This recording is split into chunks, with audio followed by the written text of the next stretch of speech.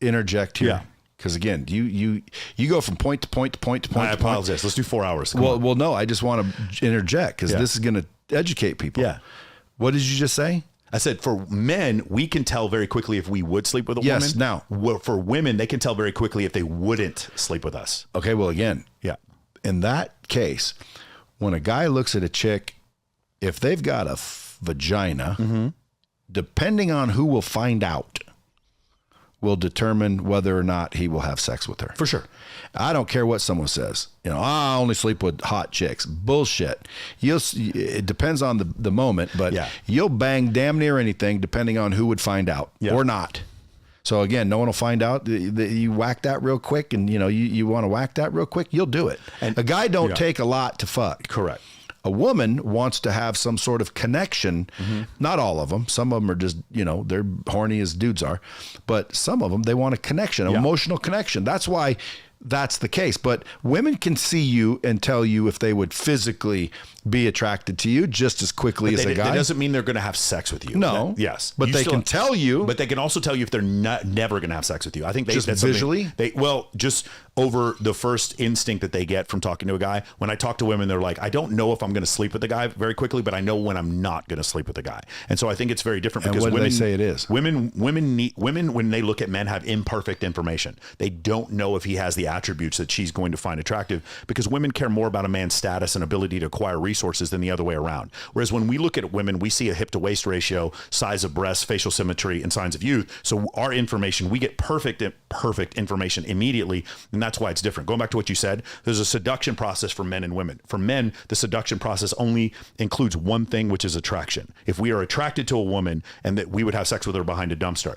Now, I know a lot of women are listening to this, and guys are going to be in the comments like, no, I would never do that. Whatever, bro. They're not going to be kind of a whoever's turn saying on. that, listen, bro, the girls are not going to sleep with you because you leave a fucking comment on Brad's thing. Stop being a simp. Okay. Obviously that is true.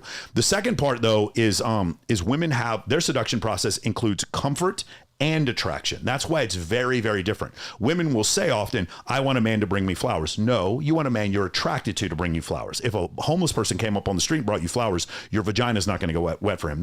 You're not. And so women often, when you ask them what they find attractive, they describe what they find comfortable. The dad bod. No, women do not prefer dad bods. It's not true. When you ask women, who would you rather have a short-term sexual fling with, and they show different body types, it is the male stripper physique. That's the one they're looking for.